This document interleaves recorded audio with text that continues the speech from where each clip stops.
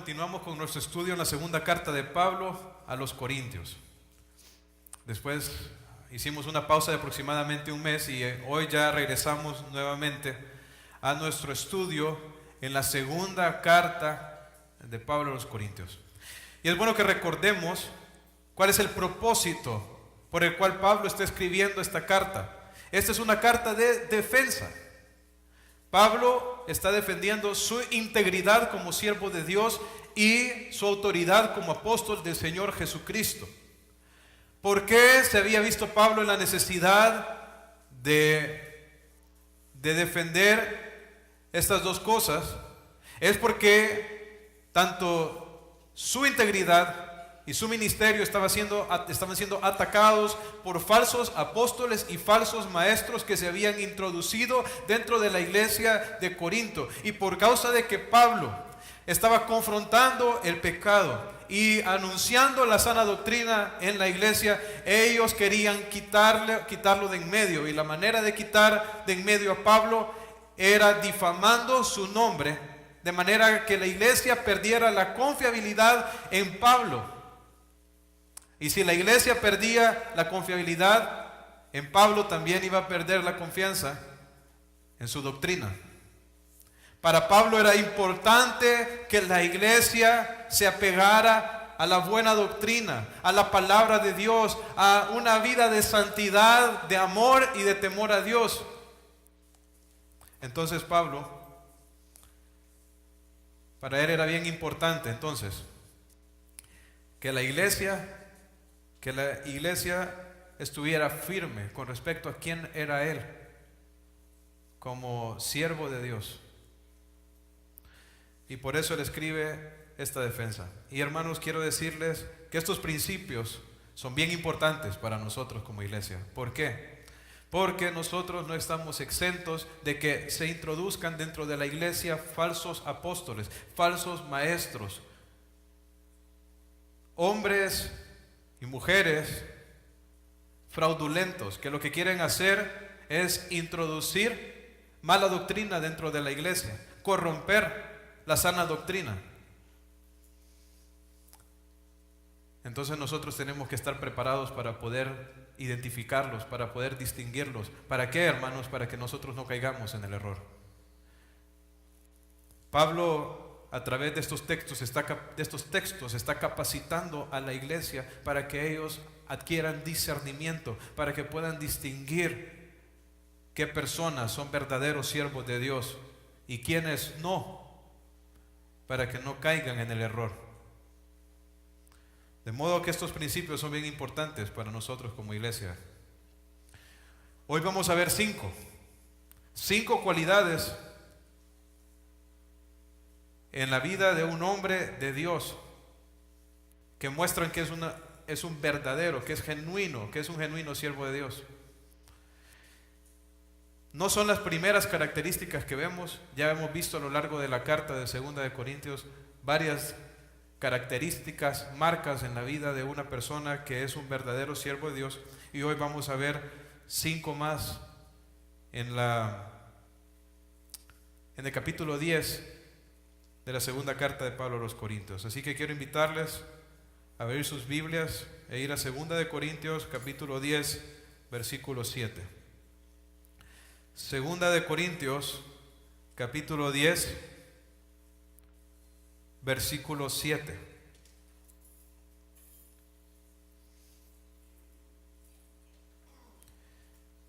Dice: miráis las cosas según la apariencia. Si alguno está persuadido en sí mismo que es de Cristo, esto también piense por sí mismo, que como Él es de Cristo, así también nosotros somos de Cristo. Porque aunque me gloríe algo más todavía de nuestra autoridad, la cual el Señor nos dio para edificación y no para destrucción, no me avergonzaré, para que no parezca que os quiero amedrentar por cartas, porque a la verdad dicen las cartas son duras y fuertes, más la presencia corporal débil y la palabra menospreciable. Esto tenga en cuenta tal persona, que así como somos en la palabra por cartas estando ausentes, lo seremos también en hechos estando presentes. Vamos a detenernos ahí en el versículo 11, hoy vamos a estudiar hasta el versículo 18, pero vamos a ver las primeras 4 características en estos versículos que acabo de leer, y la última característica de las 5 la vamos a ver en los siguientes versículos. Entonces vamos a ir viendo una por una y vamos a enfocarnos primeramente en el versículo 7. El versículo 7 dice: miráis las cosas según las apariencias. Y en Reina Valera, este verbo miráis o mirar, es el verbo mirar, se traduce en el presente indicativo. Sin embargo, la construcción gramatical de este verbo es la misma no solo para el presente indicativo, sino también para el presente imperativo. O sea, la palabra se escribe de la misma manera en el griego. Entonces, ¿cómo podemos saber si el autor lo está usando en un sentido indicativo o lo está usando en un sentido imperativo? Hermanos, y con esto no quiero perderlos, ¿verdad? Si ustedes recuerdan un poquito, cuando llevaban clases de gramática en español, ¿cuál es la diferencia entre el modo indicativo y el modo imperativo? Cuando nosotros usamos el modo imperativo es porque estamos dando una orden, ¿verdad? Si yo tengo el verbo ir, entonces el imperativo sería vaya. ¿No es así? Es usar el verbo en una manera de que se da un mandato, ¿verdad? Entonces lo que estamos diciendo aquí es que este verbo se escribe de la misma manera cuando se usa en un sentido indicativo como lo hace en un sentido imperativo. Ahora, ¿cómo podemos saber entonces que si este es indicativo o imperativo? Bueno, depende del contexto inmediato o también cómo lo usa el mismo autor en otros lugares. Ahora, quiero decirles que el apóstol Pablo, en la mayoría de los textos donde él usa este verbo, en el Nuevo Testamento lo usa en el modo imperativo. Así lo hace en 1 Corintios 8:9, 10:12, 10:18, 16:10, en Gálatas 5:15, Efesios 5:15, Colosenses 2:8, Colosenses 4:17. O sea que podemos decir, basado en cómo usó Pablo esta palabra en otros textos del Nuevo Testamento, que lo está usando aquí en el modo imperativo. Ahora, ¿por qué es importante? Porque entonces la mejor traducción de este versículo es como un mandato que le está dando a la iglesia y le está diciendo: mirad lo que es evidente. La palabra apariencia es lo que está delante de sus ojos. Si ustedes lo leen este versículo en versión internacional, lo traduce de esa manera. Dice: fíjense en lo que está enfrente. Ahora, creo que esa es la traducción que se acopla más al sentido del texto, por el contexto de lo que viene Pablo diciendo. Pablo le está enseñando a la iglesia a tener discernimiento con respecto a estos falsos apóstoles que se han introducido dentro de la iglesia. Entonces aquí les da nuevamente un mandato. ¿Y cuál es el mandato? Miren lo que es claro, miren lo que es evidente, miren lo que está delante de sus ojos. ¿Y qué era eso que era evidente, que estaba a plena vista, que los corintios podían discernir? Bueno, ahí lo dice. Dice: si alguno está persuadido en sí mismo que es de Cristo, esto también piense por sí mismo, que como Él es de Cristo, así también nosotros somos de Cristo. Que era algo que debería de ser claro, que los corintios podrían identificar, es que Pablo era un hombre que genuinamente tenía una relación con Cristo. Dice: si alguno está persuadido, dice, en sí mismo de que es de Cristo, pues también piense lo mismo con respecto a nosotros. Hermanos, ¿quién le llevó el evangelio a los corintios? Fue Pablo. Ellos eran creyentes, habían llegado a tener una relación con el Señor Jesucristo por la predicación verdadera del evangelio que había venido por medio del apóstol Pablo. Sin embargo, estos falsos apóstoles, falsos profetas y maestros que estaban dentro de la iglesia estaban diciendo que Pablo era un impío y que no tenía una relación verdadera con el Señor Jesucristo. ¿Cómo es posible que Pablo fuera una persona que no tenía a Cristo y que fuera un falso profeta y que los corintios hubieran llegado a a Cristo a través de él. Imposible. Pablo lo que les está diciendo a la iglesia es: miren lo que es evidente. ¿Por qué, hermanos? Porque si hay algo que la iglesia debía de tener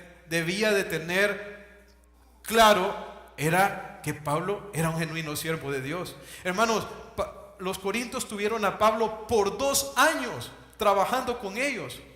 Ellos vieron su amor, vieron su testimonio, escucharon su predicación.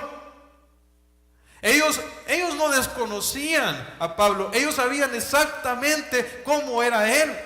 Ellos vieron su entrega, su devoción a Dios, su amor por ellos. ¿Y cómo es que ellos estuvieran ahora escuchando a estas personas que estaban viniendo a la iglesia diciendo que él no tenía una relación verdadera con el Señor? Y aquí, hermanos, vemos algo que realmente es triste con respecto a la iglesia de Corinto, y es la falta de discernimiento que tenían. Es impresionante que no podían distinguir si Pablo era un siervo de Dios genuino o no. Y quiero darles un ejemplo a ustedes, una ilustración. ¿Cuántos de aquí conocen al pastor David Gómez? Hay varios, ¿verdad? Varios que lo conocen. El pastor David Gómez fue parte del equipo fundador de la iglesia Impacto aquí en San Pedro Sula. 5 años trabajando aquí para levantar la obra en San Pedro Sula. Sin embargo, el Señor determinó llevárselo para dirigir la iglesia en Tegucigalpa. Ahora, imagine esto. Imagine que David reprende el pecado de alguien o de varias personas aquí en la iglesia en San Pedro Sula. Y viene esta persona rebelde que no se quiere someter a la voluntad de Dios y va donde usted, que conoce a David, que usted fue testigo de su vida, de su ministerio, de su entrega a Dios, y le viene a hablar mal de David y a decirle que no es un cristiano. Una pregunta, ¿usted le creería? Los que somos amigos de él, que conocemos su testimonio, ¿le creeríamos? Por supuesto que no. Inmediatamente desechamos y sabemos que hay malas intenciones en esa persona y que esa persona quiere o proliferar mala doctrina o quiere justificar su vida de pecado, pero que la razón por la cual viene a hablarme mal de mis autoridades o de esta persona es porque tiene malas intenciones, porque anda en pecado. ¿Verdad que en ese sentido es fácil distinguirlo, hermanos? Pero quiero decirles que esas son cosas que pasan en la iglesia, estaban pasando en la vida de Pablo, y quiero decirles que son cosas que podrían pasar aquí. Porque si nosotros nos mantenemos firmes en predicar la verdad, aquellos que son rebeldes y que no se quieren someter a la verdad van a empezar a hablar mal para tratar de que la iglesia pierda la confiabilidad en las personas que les predican la verdad de la palabra de Dios. Y por eso es bien importante que nosotros tengamos discernimiento. La iglesia debería de haber podido ver con claridad quién era Pablo y también con claridad poder identificar a estos falsos, solo con el hecho de que llegaran a decir de que no tenía a Cristo el apóstol Pablo.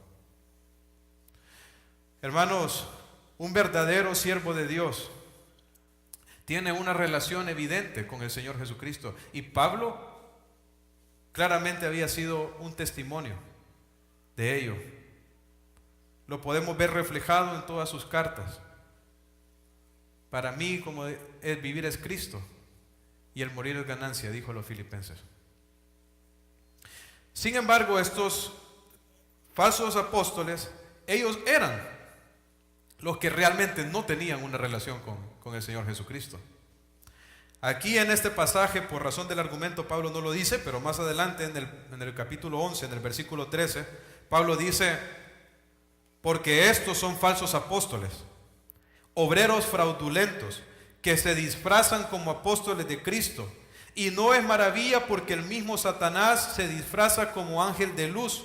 Así que no es extraño si también sus ministros se disfrazan como ministros de justicia, cuyo fin será conforme a sus obras. Así que está diciendo Pablo aquí que estos son obreros fraudulentos, falsos apóstoles, que se disfrazan como ministros de justicia, como ministros de Cristo.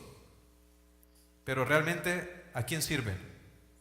Sirven a Satanás y a los propósitos de Satanás, que lo que quieren es corromper la iglesia, dañar la iglesia.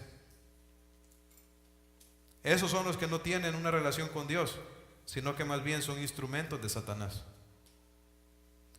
Ahora vamos a ver otra característica en el versículo 8.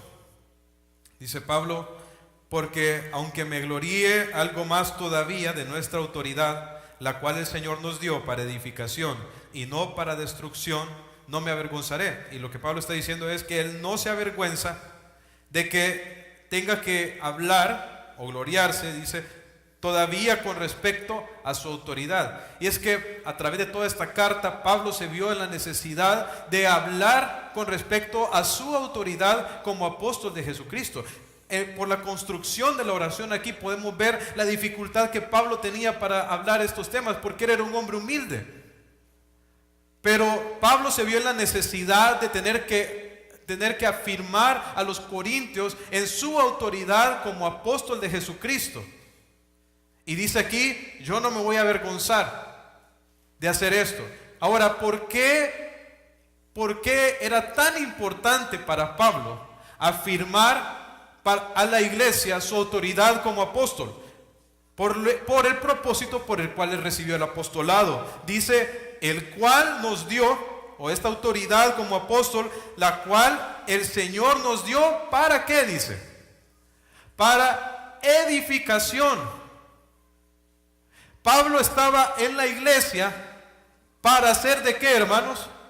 De edificación a la iglesia. La palabra edificar tiene que ver con la idea de crecer, de madurar. Pablo estaba en la iglesia, o Dios lo había puesto como autoridad, como apóstol del Señor Jesucristo, para hacer de bendición espiritual de la iglesia, para ayudar a los hermanos a madurar, a crecer en su relación con el Señor, a ser cada día más un reflejo de Cristo, crecer en santidad, crecer en devoción, crecer en amor. Él estaba ahí para capacitar pastores, líderes que luego pudieran dirigir a la iglesia en la dirección de la voluntad de Dios. Ese era el propósito para el cual Dios levantó a Pablo y lo puso como apóstol, para ser un servidor de la iglesia, para ser de bendición para la iglesia, para que los gentiles pudieran obedecer al Señor. Esa era la meta, ese era el propósito. Entonces, esta gente está atacando el ministerio de Pablo. Al atacar el ministerio de Pablo, está atacando todo lo que el ministerio de Pablo representa, todo este ministerio de edificación de la iglesia. Y quiero decirles, hermanos, que la autoridad del apóstol Pablo no ha sido desafiada solo en este tiempo, lo es aún ahora en ciertos círculos. Recuerdo en un grupo casa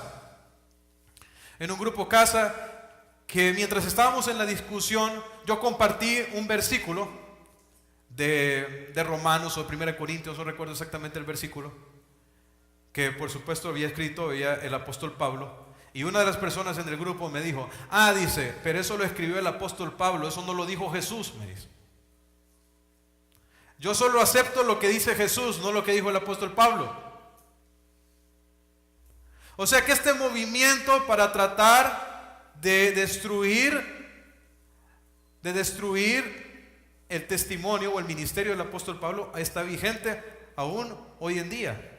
Ahora, hermanos, esto es bien tremendo, porque miren, si nosotros, hermanos, caemos en eso y rechazamos la autoridad que Pablo tiene como apóstol de Jesucristo, le cercenamos la mitad del Nuevo Testamento, hermanos. 13 cartas del Nuevo Testamento fueron escritas por el apóstol Pablo, y la mayoría de estas tiene que ver, en la mayoría de estas cartas se da la doctrina en cuanto a cómo debe de funcionar la iglesia y a cómo deben de vivir los creyentes. O sea, decir, Pablo no es apóstol, es cercenar la mitad del Nuevo Testamento. Ahora, sin embargo, esta escritura que el Señor nos dejó a través de Pablo, ¿para qué está, hermanos? ¿Para nuestra destrucción o para nuestra edificación? Está para nuestra edificación. Al contrario de eso, los falsos maestros, ellos sí destruyen la iglesia. Su mala doctrina corrompe la iglesia. ¿De qué estaba llena la iglesia de Corinto como resultado de la mala doctrina? Llena de inmoralidad sexual, divisiones, pleitos, envidias, problemas matrimoniales, desorden, confusión. En eso se convierte la iglesia, hermanos, cuando está en manos de falsos maestros. Se convierte en un desastre espiritual. Las personas se entregan al libertinaje. ¿Por qué? Porque los falsos maestros son libertinos, son avaros, son personas que no buscan el bienestar de la iglesia ni la edificación de la iglesia, sino únicamente llenar sus propios vientres. Su Dios es el vientre. Lo único que quieren es aprovecharse de las ovejas. Están ahí para explotar a la gente. Pablo se los menciona a los corintios. Les dice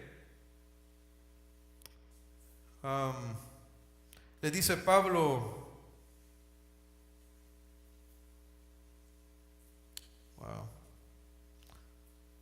pensé que lo tenía aquí cerquita a la mano.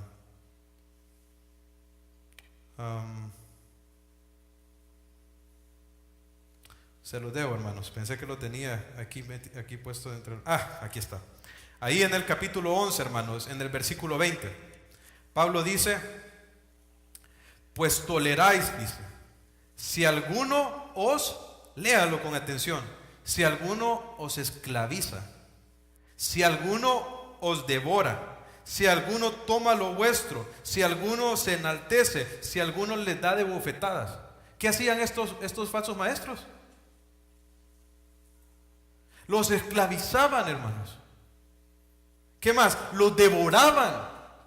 Saben, los falsos maestros no están para edificar a la iglesia ni para servir a la iglesia, sino para sacarle el dinero a la iglesia, para devorar a las ovejas. Son lobos vestidos de ovejas, que se presentan como ministros de justicia, como apóstoles de Cristo, pero en realidad lo único que andan buscando es la plata y aprovecharse de la gente. No aman a la gente, como en el caso del apóstol Pablo, que él vivía por el bienestar de la iglesia. Nunca recibió salario de la iglesia de Corinto. Otras iglesias apoyaron el ministerio de Pablo ahí, y él les dice: yo no les voy a aceptar nunca nada para que no se quite esta mi gloria, para mostrarles a ellos que él no estaba ahí porque quisiera algo de ellos, sino porque los amaba. Así son los verdaderos siervos de Dios. Edifican a la iglesia.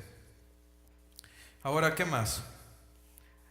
Dice en el versículo 9: para que no parezca, dice, como que os quiero amedrentar por cartas, porque a la verdad dicen, las cartas son duras y fuertes, mas la presencia corporal débil y la palabra menospreciable. Y aquí Pablo menciona otro ataque que él estaba recibiendo hacia su persona. ¿Qué era lo que estaban diciendo acerca de él? Que él era un abusivo, que los quería amedrentar por medio de sus cartas. Dice que en sus cartas, y también están diciendo que era un hombre hipócrita, que en sus cartas era duro, era fuerte, pero que en la presencia corporal, ¿cómo era? Era débil, y su palabra, o sea, su predicación, era ¿cómo? Menospreciable. Entonces, esta gente estaba difamando a Pablo y estaba diciendo que la razón por la cual estaba escribiendo estas cartas tan duras, reprendiendo el pecado en la iglesia, era porque él era un bully, un abusivo, que los quería amedrentar, pero que en realidad en su persona era débil y su predicación era de menospreciar. Hermanos, el tipo de liderazgo que los falsos maestros promueven es un tipo de liderazgo a la manera del mundo. ¿Cómo son los líderes aceptados por el mundo, hermanos?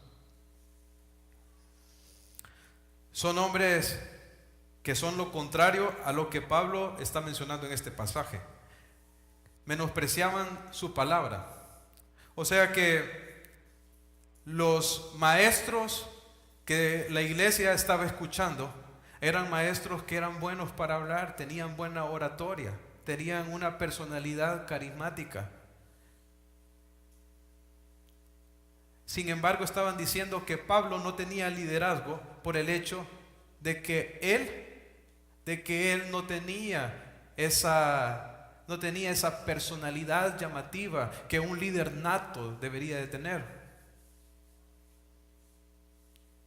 Que no era bueno para la retórica, para la oratoria, que no usaba palabras complejas ni complicadas a la hora de hablar, que se limitaba a la sabiduría de Dios.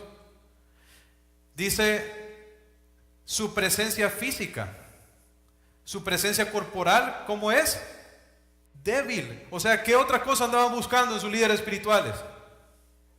Que fueran personas imponentes físicamente, que fueran atractivos, que tuvieran una personalidad impositiva. Realmente, lo que estaban diciendo en contra de Pablo reflejaba cuáles eran los valores y las cosas que para estas personas eran importantes. Para estas personas no era importante un líder espiritual que fuera santo y que buscara la santidad de la iglesia y que predicara la buena doctrina. Lo que querían era un líder espiritual que tuviera carisma, buena personalidad, que fuera apantallante, que llamara a las personas a su magnífica personalidad, que se impusiera. Si ellos vivían en el tiempo de César, el tiempo de los dictadores, que a punta de personalidad y fuerza hacían su voluntad y llevaban a cabo sus propósitos y sus metas. Eso era el tipo de líderes que la iglesia estaba queriendo tener, a los que estaban escuchando.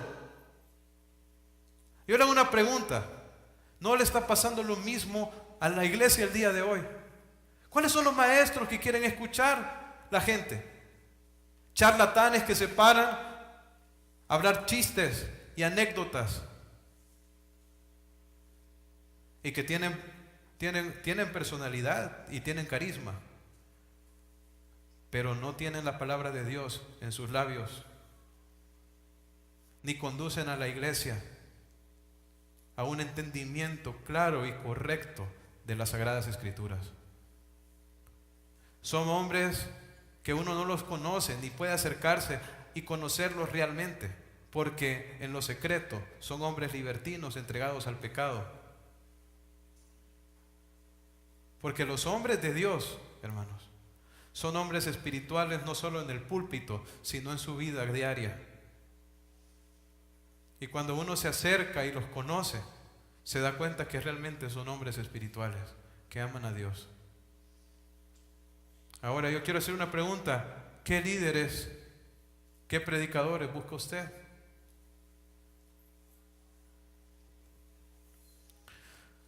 Hermanos, un líder espiritual no lo es por su carisma, lo es por su vida ejemplar.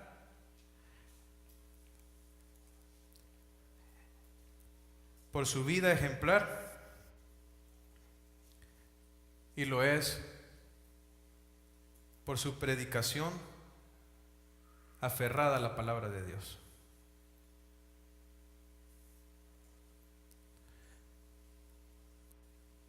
Es una persona, hermanos, que tiene un carácter manso, no es impositivo, es amoroso y es servicial. El tipo de liderazgo que el Señor Jesucristo esperaba que sus discípulos tuvieran.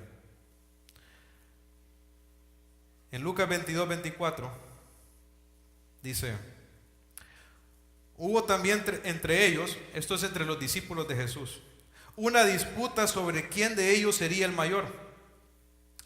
Pero él les dijo: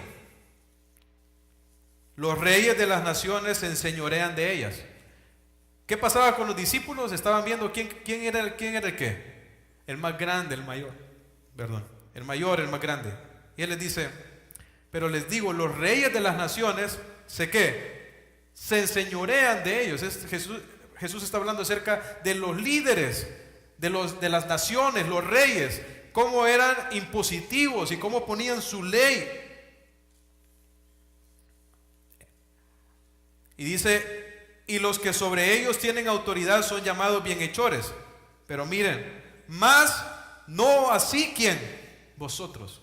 O sea, el liderazgo en el reino de Dios no funciona como en el mundo. En el mundo son los que hablan bien, los políticos, los que tienen carisma, los que tienen demagogia, los que saben hablar, los que llevan el liderazgo, los que son imponentes. Pero miren, pero en el reino de Dios no es así, sino que sea el mayor entre vosotros como el más joven, y el que dirige como el que sirve. Porque ¿quién es el mayor? Dice: el que se sienta a la mesa o el que sirve. No es el que se sienta a la mesa, no es el que se sienta a la mesa, mas yo estoy entre vosotros como el que sirve. ¿Cuál es el modelo de liderazgo que el Señor Jesucristo nos enseñó, hermanos? Un liderazgo de servicio. El que quiere ser mayor en el reino es el que le va a lavar los pies a todos, el que va a servir a todos. Los falsos maestros viven para servirse a sí mismos, para que la gente les sirva a ellos. Los hombres de Dios viven para servir a los demás, para servir a la iglesia. Ahora, como les dije también, esta gente estaba diciendo que Pablo era un hipócrita, porque cuando les escribía, él era duro, pero cuando estaba presente era débil. Pero mire lo que les dice en el 11.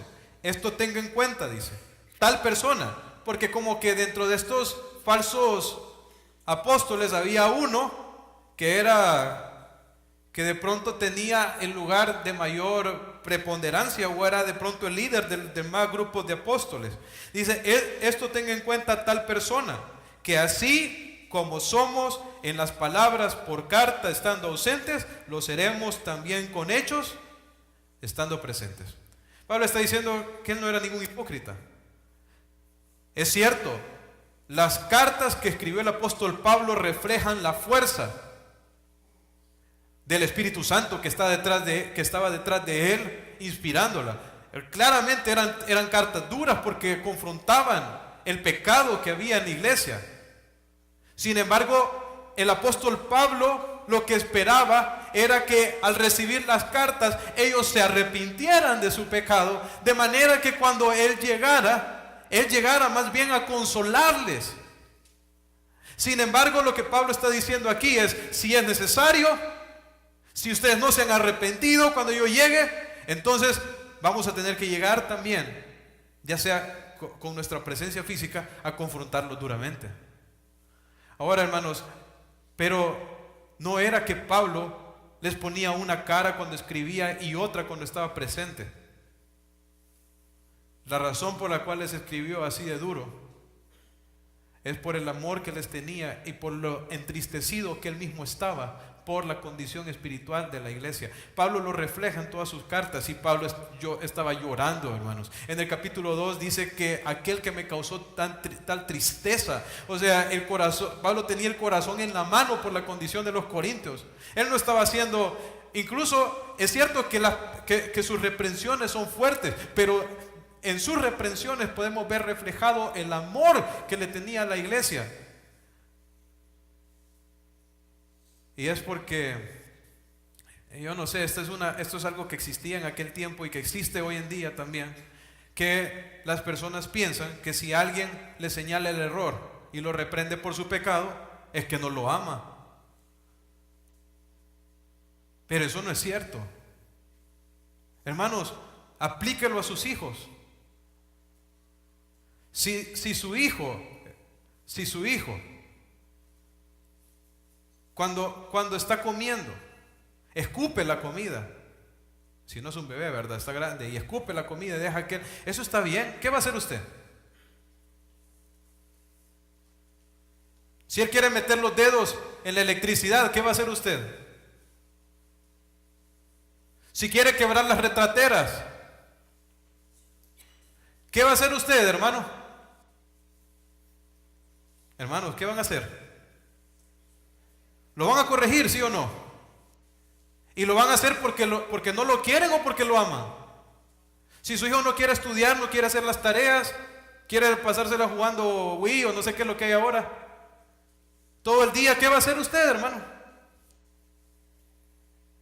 ¿Por qué? Por el amor que les tiene. ¿Y qué estaba haciendo Pablo con la iglesia? Reprendiéndolas, ¿pero por qué? Por el amor que les tenía. Por el amor que les tenía.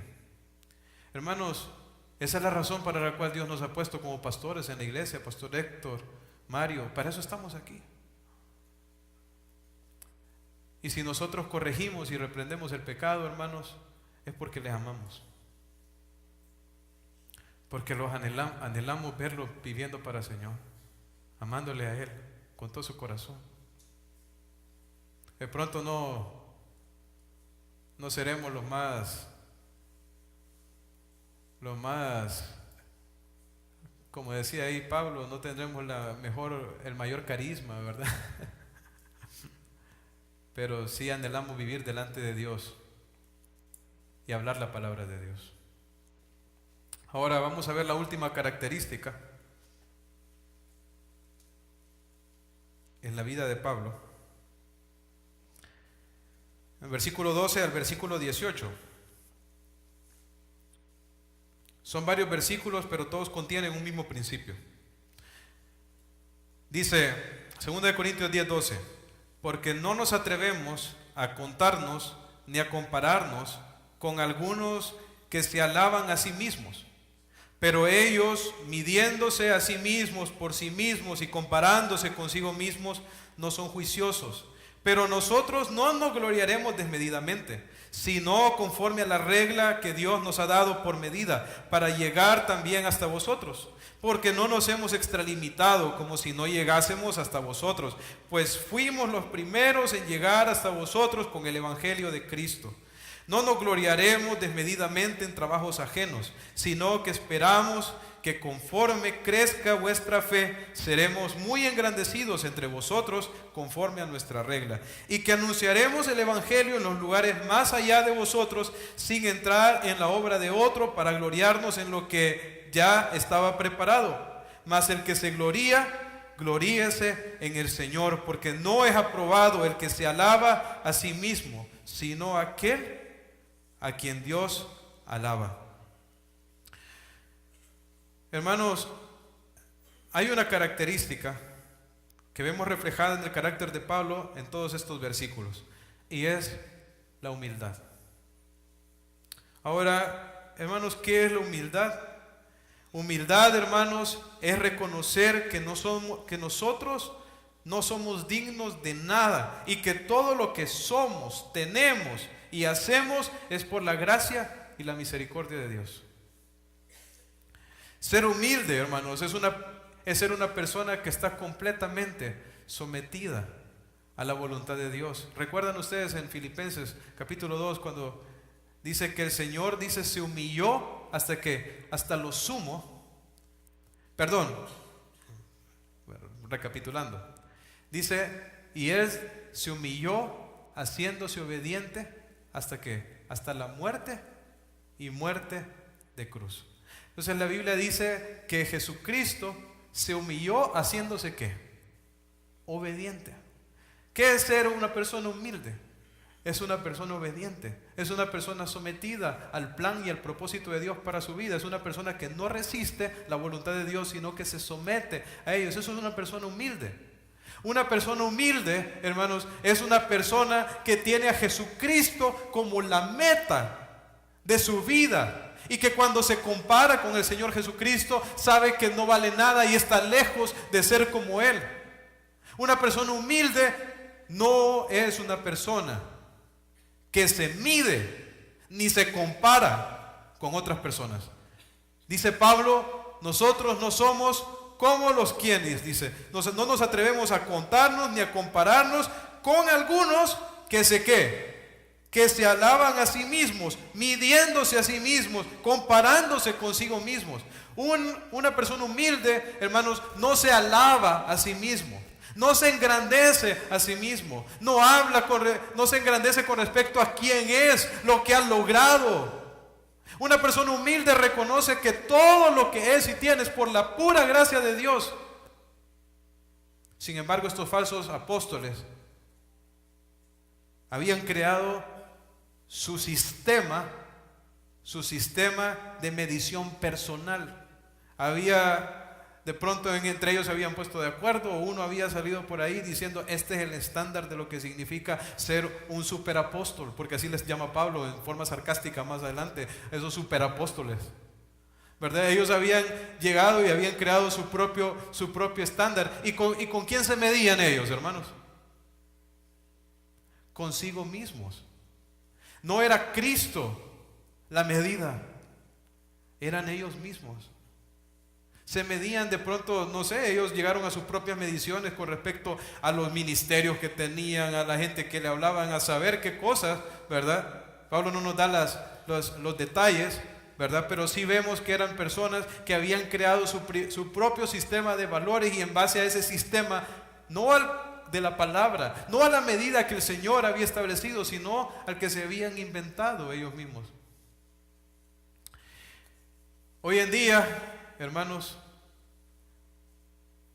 está pasando lo mismo. En algunos círculos, como que ya ser apóstol no es suficiente, ¿verdad? Ya se están llamando patriarcas y padres. Pero ¿en base a qué han hecho esas mediciones, hermano? En base a sí mismos, porque se comparan ¿con quién? Con ellos mismos. Pero dice Pablo, no son juiciosos. ¿Sabe qué significa esto? No tienen entendimiento.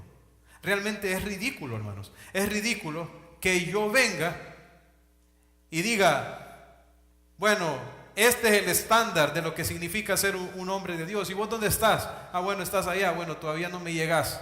Tal vez algún día. Y aquel dice, ah, bueno, tengo que hacer esto para llegar al estándar de esa persona. Completamente arbitrario.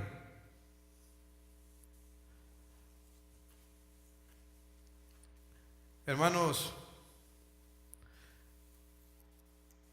una persona que ama a Dios, un siervo genuino de Dios, pone a Cristo Jesús como su meta. Él es el estándar. Y él sabe que nunca va a llegar a él. Ahora en el 13 dice, pero nosotros no nos gloriaremos desmedidamente, porque estos falsos maestros eran personas que se enaltecían, hermanos. En todo esto que Pablo está diciendo, revela el carácter de los falsos apóstoles, que son personas egocentristas, hermanos. Son personas arrogantes, personas que se promueven ellos mismos, que se engrandecen a ellos mismos, que se comendan ellos mismos. O sea, son personas, porque dice aquí, eran personas que se gloriaban, que se enaltecían desmedidamente. Dice, pero nosotros, dice, conforme a la regla de lo que Dios nos ha dado por medida. Pablo no andaba hablando grandezas con respecto a su ministerio. Hermano, todo lo que Pablo compartía era lo que Dios le había dado a él como apóstol de Jesucristo. Si él hablaba, hermanos, hablaba con respecto a lo que Dios había hecho y a lo que Dios le había dado. Pero los falsos profetas y falsos apóstoles siempre hablan con ínfulas de grandeza. No se limitan a lo que Dios, al plan de Dios y a lo que Dios les ha dado, sino que siempre hablan con respecto, siempre hablan con palabras de grandeza, ¿verdad? Vamos a conquistar, vamos a reclamar una nación, vamos a reclamar este continente. No tienen límites en sus palabras. No entienden, hermanos, que Dios le ha dado una medida a cada quien. Hay una medida de influencia, de ministerio que Dios ha dado a cada uno. Y lo que Dios quiere que hagamos es que seamos fieles en eso que el Señor nos encomendó. y que no vayamos más de eso. Dice en el 14, porque no nos hemos extralimitado, como si no llegásemos hasta vosotros, pues fuimos los primeros en llegar hasta vosotros con el Evangelio de Cristo. Pablo, en todo esto que está hablando a los corintios, hermanos, él no se está pasando de la raya. Realmente Pablo está hablando con respecto a lo que había sido la obra con ellos. ¿Quiénes fueron los que llegaron a los corintios y les compartieron el Evangelio? Fue Pablo, fueron ellos. ¿Quién era el que había estado pendiente de su crecimiento espiritual? ¿Quién era, hermanos? Era Pablo. En las cosas que Pablo está diciendo, ¿Pablo se está extralimitando o está hablando mentiras? No. ¿Se está jactando de algo? No. Él está hablando simplemente, hermanos, con respecto a lo que Dios le permitió a él hacer y el lugar que Dios le había dado a él como apóstol de Jesucristo para con los corintios. En el versículo 15 dice: no nos gloriaremos desmedidamente en trabajos ajenos, porque otra característica de los falsos maestros es que atribuyen sus éxitos, pero no al trabajo de ellos, sino al trabajo de otros. Estos falsos maestros habían llegado a la iglesia de Corinto con cartas de recomendación, como que ellos eran la gran cosa. Ahora una pregunta, hermanos: ¿quién llenó el mundo antiguo del Evangelio? ¿Saben quién fue? Fue Pablo. Ahora imagínense estos falsos apóstoles llegando, diciendo que tenían grandes ministerios, con ínfulas de grandeza, pero realmente lo estaban haciendo a costa del trabajo de otro. Dice: no nos gloriamos desmedidamente, dice, en trabajos ajenos, sino que esperamos, dice, que conforme crezca vuestra fe, seremos muy engrandecidos entre vosotros conforme a nuestra regla. ¿Saben qué es lo que esperaba Pablo? Que a medida que los corintios crecieran en la fe, maduraran, se desarrollaran espiritualmente, entonces él como apóstol de Jesucristo y su equipo misionero tuvieran más libertad para trabajar entre ellos.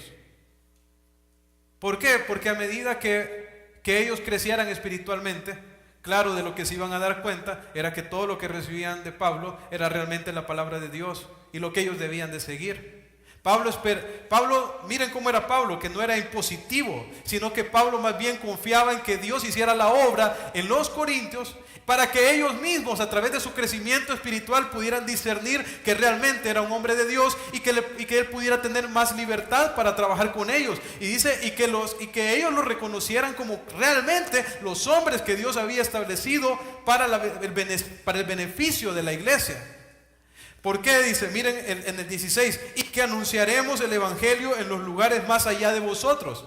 Porque Pablo esperaba que una vez que la iglesia de Corinto creciera y que ellos tuvieran más libertad para trabajar con ellos, entonces de Corinto que Corinto se hiciera una base para llevar el Evangelio aún más, para que de ahí el Evangelio pudiera ser extendido a otros lugares. Hermanos, para Pablo, por tanto, era bien importante la madurez espiritual y la santificación de la iglesia. ¿Sabe por qué? Porque de la madurez de la iglesia, de la santificación de la iglesia, dependen las misiones.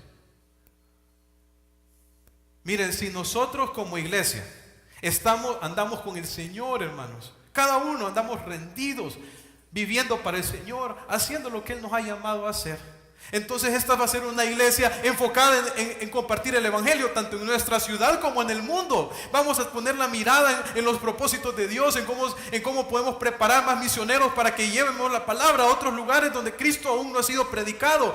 Pero si dejamos que entre la mala doctrina, que el pecado prolifera en la iglesia, entonces ¿en qué vamos a estar? En lugar de estar enfocados en la misión de Dios y en llevar el Evangelio al mundo, nos vamos a estar peleando entre nosotros, siendo de mal testimonio para el mundo, porque la gente no va a querer venir con él a una iglesia donde la gente vive una vida de hipocresía y de falsedad. ¿Saben que lo que está en juego, hermanos, son las mismas misiones y la expansión del Evangelio? Una iglesia carnal se vuelve en tropiezo para el crecimiento y la expansión de la obra. Pablo tenía el anhelo que ellos crecieran espiritualmente, que ellos pudieran discernir, que ellos como apóstoles fueran engrandecidos, dice, entre ellos. ¿Pero para qué? Para que pudieran ir y llevar el evangelio a otros lugares. Dice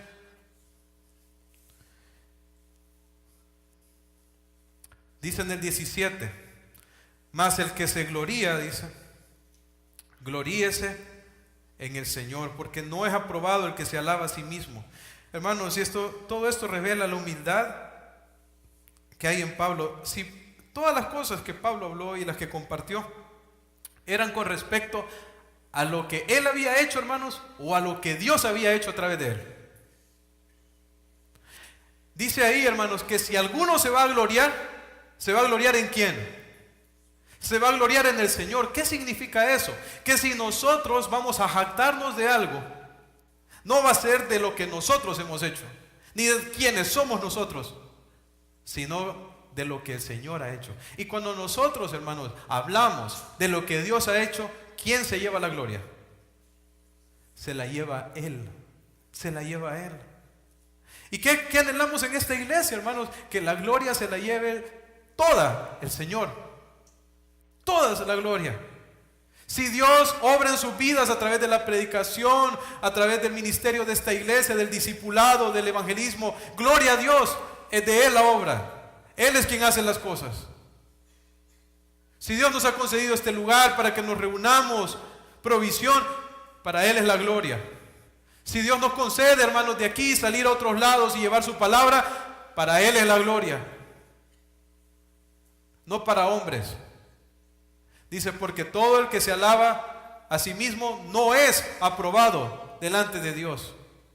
Una persona que se autopromueve a sí mismo, que habla acerca de sus logros, acerca de quién es, que se enaltece a sí mismo, hermanos, está, quiero decirles, en arenas movedizas, porque Dios dice que Él no va a dar su gloria a nadie.